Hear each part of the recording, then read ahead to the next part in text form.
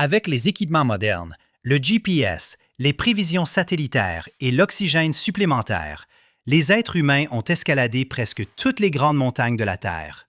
L'Everest, à lui seul, a été gravi des milliers de fois, parfois par des centaines d'alpinistes en une seule saison.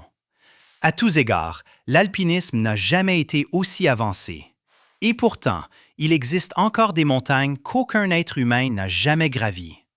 Non pas parce qu'elles sont trop abruptes ou trop dangereuses, mais en raison de forces qui n'ont rien à voir avec la montagne elle-même.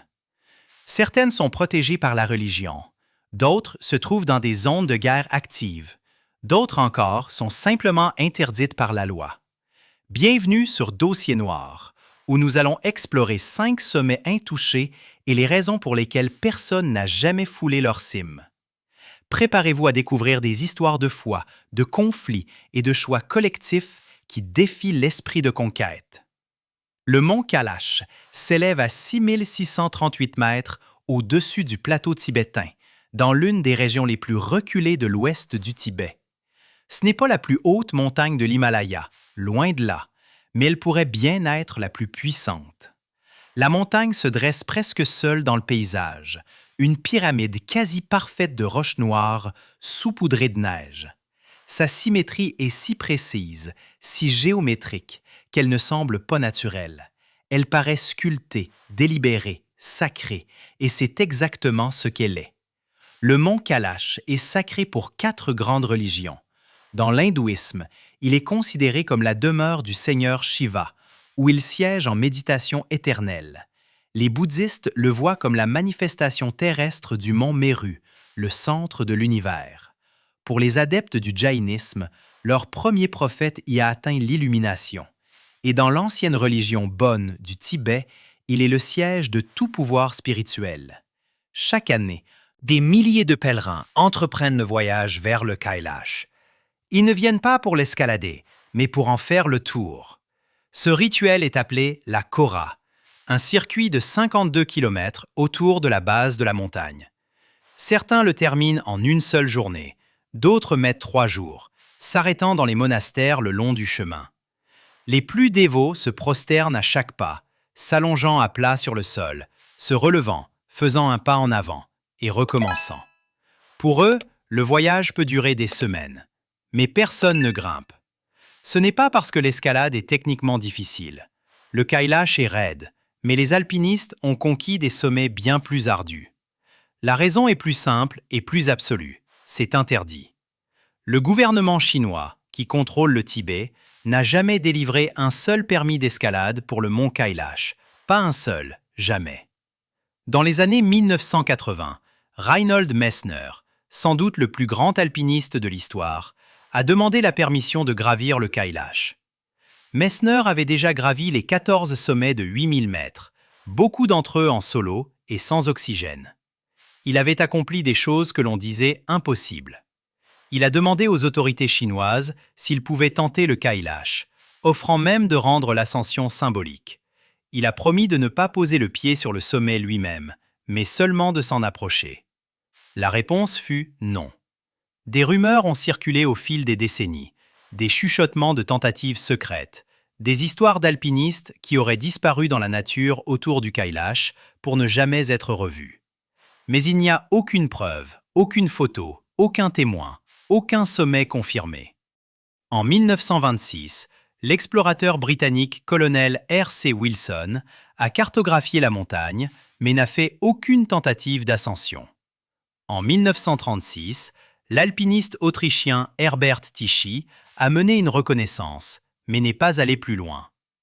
Tous deux comprenaient ce que le Kailash représentait. Ce qui rend le mont Kailash unique parmi les sommets non gravis, c'est qu'il n'est pas interdit en raison de la politique d'un seul gouvernement ou de la croyance d'une seule religion. Il est protégé par un rare consensus mondial. Hindous, bouddhistes, jains et pratiquants du Bon, représentant bien plus d'1 milliard de personnes, s'accordent tous sur le fait que cette montagne doit rester intouchée.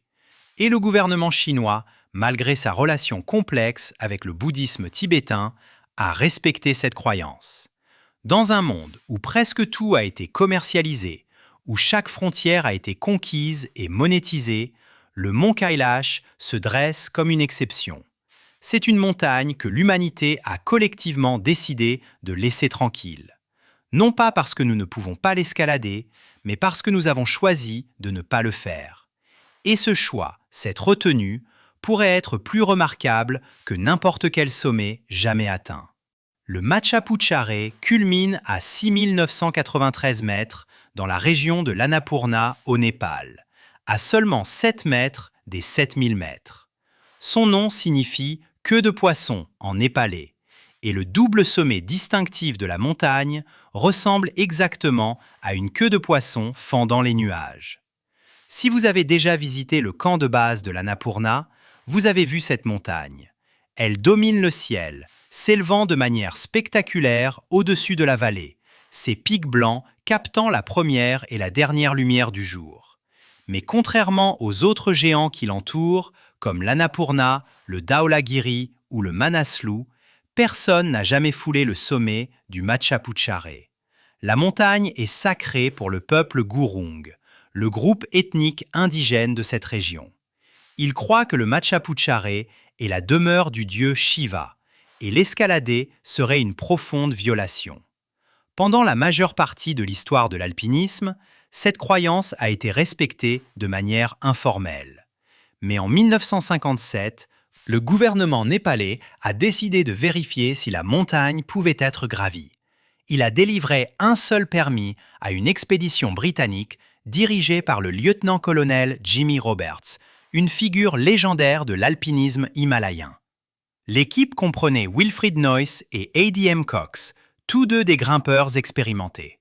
Ils ont établi le camp de base et ont commencé à progresser sur la face sud. L'escalade était difficile, mais pas impossible. Le temps a coopéré. La voie était à leur portée. En mai 1957, Noyce et Cox ont tenté l'assaut final vers le sommet.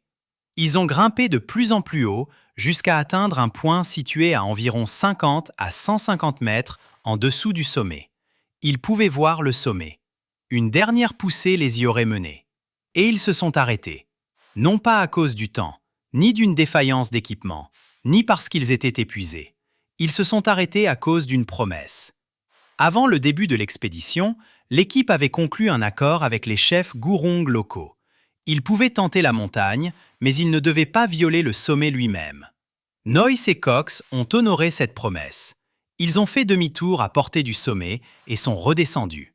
Cela reste l'un des actes de retenue les plus remarquables de l'histoire de l'alpinisme.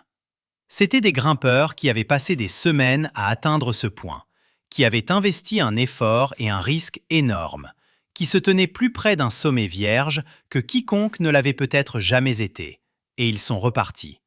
Cette expédition de 1957 fut la première et la dernière fois que quelqu'un fut autorisé à gravir le Matchapuchare.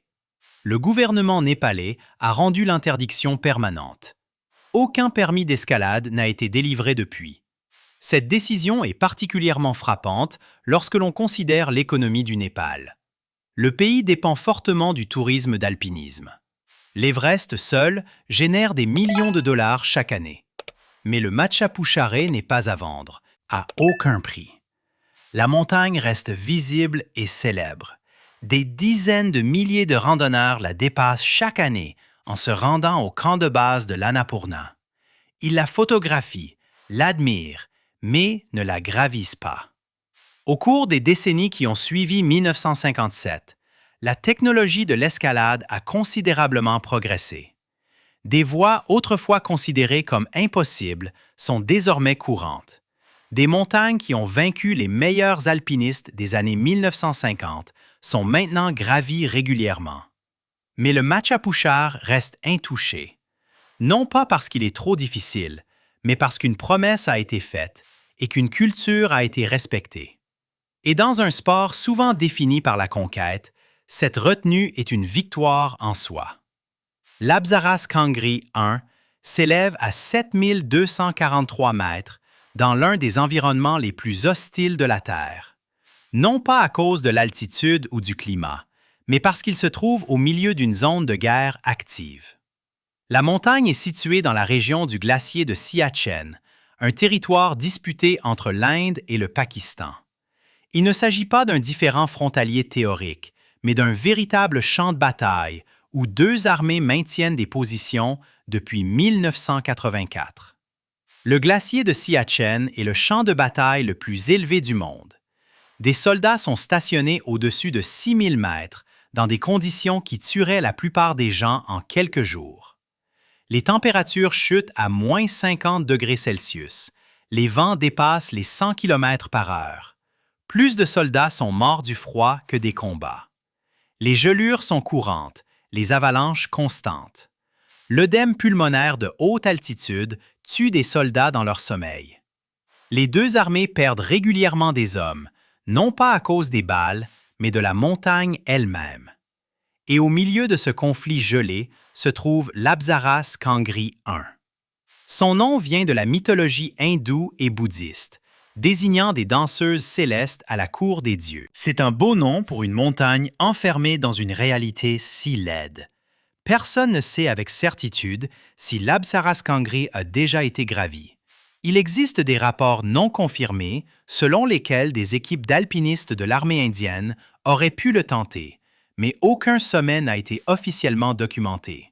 Aucune photo n'existe, aucun enregistrement n'est public.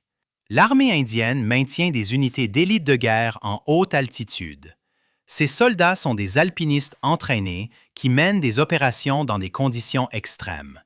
Il est possible que certains aient tenté des sommets dans la région de Siachen, mais s'ils ont atteint le sommet, cela reste classifié.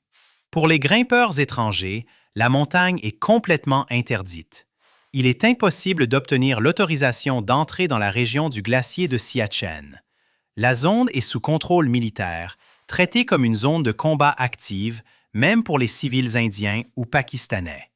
L'accès nécessite une autorisation militaire qui n'est presque jamais accordée. Il n'y a pas de route, pas de village, pas d'infrastructure. Tout doit être acheminé par hélicoptère ou transporté à travers des glaciers criblés de crevasses. L'ironie cruelle est que l'Apsaras Kangri I est probablement grimpable. La montagne n'est pas techniquement extrême selon les normes himalayennes. Des grimpeurs expérimentés avec un équipement adéquat pourraient probablement atteindre le sommet. Les voies ne semblent pas dépasser les capacités de l'alpinisme moderne. Mais rien de tout cela n'a d'importance lorsque la montagne se trouve derrière des lignes militaires, dans un conflit qui dure depuis plus de 40 ans. Le conflit de Siachen a commencé en 1984, lorsque l'Inde a lancé l'opération Meghdoot, occupant le glacier avant que le Pakistan ne puisse le faire. Depuis, les deux pays ont investi d'énormes ressources pour maintenir leur position. Des milliers de soldats y sont déployés par rotation. Des milliards de dollars ont été dépensés. Pourquoi? Le glacier de Siachen n'a aucune valeur stratégique, aucune ressource, aucune population. C'est un désert gelé qui ne sert à rien, sauf de symbole de fierté nationale. Mais ce symbole a suffi à maintenir le conflit pendant des décennies. Et tant qu'il se poursuivra, des montagnes comme l'Apsaras Kangri resteront inaccessibles. Ainsi, l'Apsaras Kangri I attend. Un géant de 7243 mètres qui pourrait être gravi, mais reste intouché parce que les humains ont décidé que tracer des lignes sur des cartes était plus important que de se tenir sur des sommets. Le Labushkang III s'élève à 7250 mètres au centre du Tibet. Il est plus haut que le Denali, plus haut que n'importe quelle montagne des Alpes, et presque personne ne sait qu'il existe. Ce n'est pas une montagne qui a été tentée et qui a résisté. Il n'est pas protégé par des croyances religieuses ou enfermé derrière des lignes militaires. Le Labushkang III reste invaincu pour la raison la plus simple. Personne n'a pris la peine d'essayer. La montagne fait partie du massif du Labushkang. Le plus haut sommet, le Labushkang I, à 7367 mètres, a été gravi en 1987 par une expédition conjointe sino-japonaise. Mais le Labushkang III n'a jamais vu d'équipe d'alpinistes. La raison est brutalement simple, l'accès. S'y rendre nécessiterait des semaines de voyage à travers certains des terrains les plus isolés de la Terre. Il n'y a pas de route, pas de village à des jours de marche, Pas de sentier de randonnée, pas d'infrastructure. Il faudrait une expédition complète juste pour atteindre le camp de base, avec des porteurs ou des yaks pour transporter les provisions à travers le plateau, naviguer sans sentiers établis, gérer les traversées de rivières et les cols de haute altitude. Tout cela avant même de commencer l'escalade. Et même si vous atteignez la montagne, vous seriez confronté à un autre obstacle, les permis. Le gouvernement chinois contrôle l'accès au Tibet. Obtenir la permission de grimper dans cette région est notoirement difficile. Le processus d'obtention de permis est opaque, coûteux et souvent arbitraire. Pour le Labuche Kang 3, il n'y a aucune trace de quiconque ayant même demandé un permis. La montagne n'apparaît pas dans les bases de données d'expédition. Elle n'est pas mentionnée dans les revues d'alpinisme. Elle existe principalement comme un point sur les cartes satellites. C'est ce qui rend le Labuche Kang 3 différent. Il n'est pas interdit, il n'est pas sacré, il n'est pas dans une zone de guerre, il est juste oublié. En alpinisme, il existe une hiérarchie officieuse. Les grimpeurs veulent gravir des sommets célèbres, des montagnes avec une histoire, un prestige, des noms que d'autres grimpeurs reconnaîtront. Mais le Labuche Kang 3 n'a pas de réputation, pas d'historique de tentative, pas de grimpeur célèbre associé à lui. Il n'offre rien d'autre que le sommet lui-même. Et pour la plupart des grimpeurs, ce n'est pas suffisant. Si vous devez dépenser des dizaines de milliers d'euros, des mois de votre vie, et risquer de graves blessures ou la mort, vous voulez que cela signifie quelque chose. Vous voulez gravir une montagne dont les gens ont entendu parler. Le Labuche Kang 3 n'offre rien de tout cela. C'est une page blanche, une montagne sans histoire. Il y a des sommets de 7000 mètres plus faciles à gravir, des montagnes avec des voies établies, des camps de base qui voient des expéditions régulières, des guides et des Sherpas qui connaissent le terrain. Pourquoi choisir le cauchemar logistique du Labuche Kang 3? La réponse est que personne ne le ferait, et personne ne l'a fait. Ainsi, la montagne reste là, année après année, dans un isolement complet. La neige tombe sur ses pentes, le vent balaie ses crêtes, et aucun être humain ne la voit jamais. C'est la réalité de nombreux sommets himalayens. Nous pensons que l'Himalaya est conquis, cartographié, connu. Mais il existe des dizaines de montagnes de plus de 7000 mètres qui n'ont jamais été gravies simplement parce qu'elles sont trop éloignées ou trop obscures. Le Labuche Kang 3 en fait partie. Un géant oublié qui reste invaincu. Non pas parce qu'il est impossible, mais parce que, dans le calcul de l'alpinisme moderne, il n'en vaut pas la peine. Le Gangkhar Puensum s'élève à 7570 mètres à la frontière entre le Bhoutan et le Tibet. C'est la 40e plus haute montagne du monde et le plus haut sommet jamais gravi sur Terre. Son nom signifie « pic blanc des trois frères spirituels » en Dzongkha, la langue nationale du Bhoutan. La montagne possède 3 sommets principaux, tous vierges, et tous sont susceptibles de le rester. Contrairement aux autres montagnes de cette liste, le Gangkhar Puensum a été tenté à plusieurs reprises, et chaque tentative a échoué. Entre 1985 et 1986, 4 expéditions ont essayé d'atteindre le sommet. Une équipe britannique en 1985 a été suivie par 3 autres expéditions en 1986. Toutes ont rencontré les mêmes problèmes. Les cartes étaient erronées. Les relevés topographiques de cette région étaient incomplets et imprécis.